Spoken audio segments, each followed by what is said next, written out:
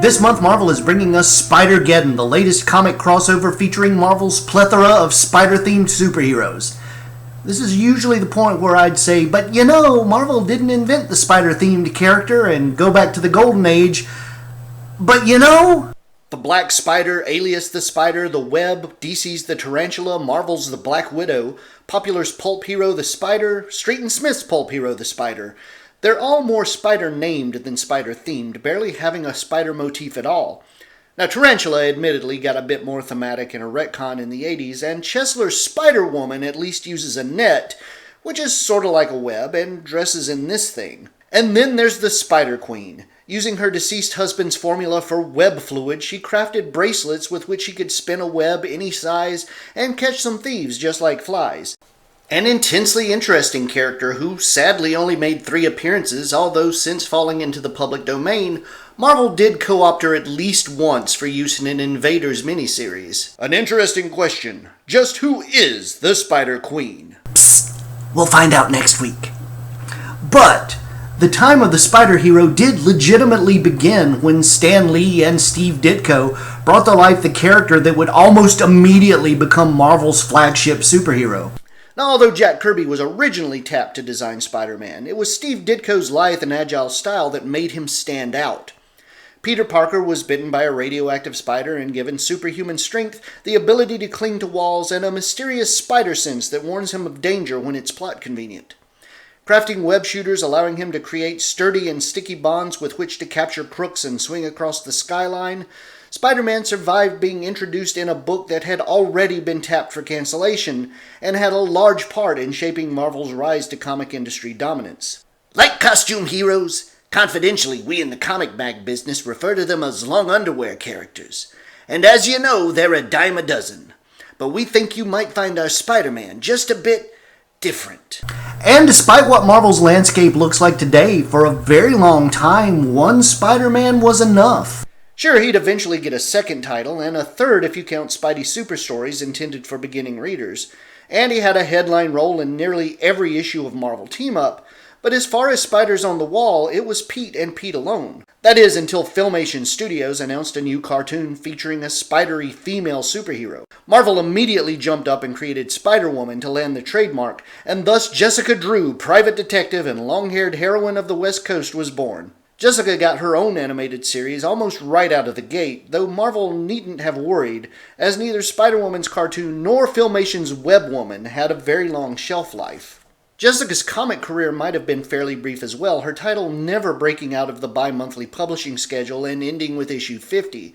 Although her death at the end of her final issue was immediately retconned, Jessica lost her powers and became a Wolverine supporting character for a long period, during which the role of Spider-Woman was claimed by Julia Carpenter.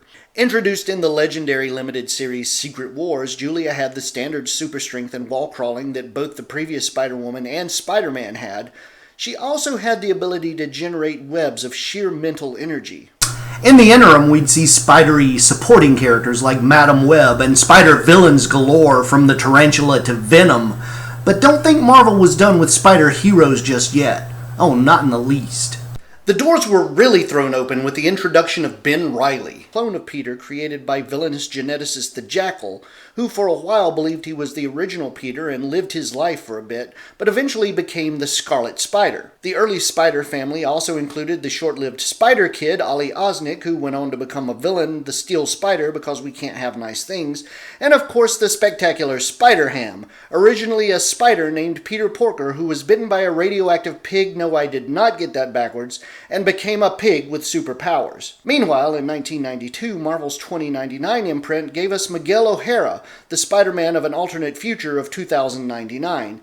He was the first notable alternate reality Spider-Man, but he'd be far from the last. Hey specialist, guess what? My lack of killer instinct you're talking about is the only thing keeping you from becoming a bloody pulp on the walkway. Yikes! You call yourself a doctor? I hope you're not a therapist because you have serious anger management issues. Say your prayers, Goblin. Here comes the Spider-Man. And an amazing range of others, ranging from the Spider-Man of 1602 to a Japanese Spider-Man with a mech robot, and many more.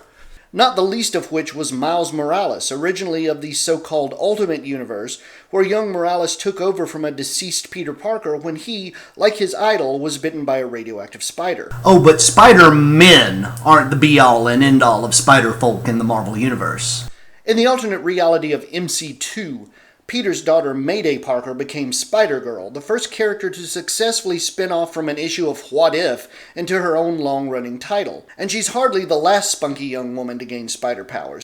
In the mainstream Marvel Universe, teen Maddie Franklin briefly took the Spider-Woman identity after pretending to be Spider-Man himself for a while. Another Spider-Girl was created for marketing purposes in the Spider-Man and Friends preschool toy line.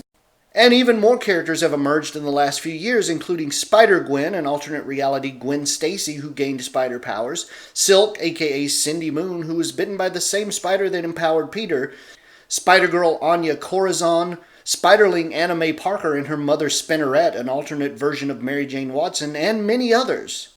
The mythology of Spider-Man has grown at this point to explain that on a cosmic scale, all of these characters are spider totems, somehow connected to the mysterious web of life. There are those who worship this web and others who seek to destroy it.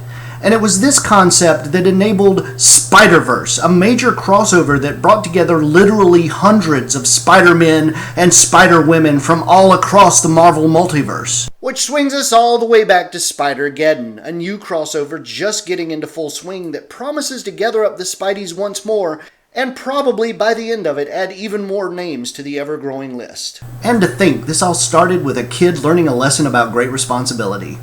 And with great popularity, there must also come great saturation, and that is Spider-Geddon's Golden Age influence.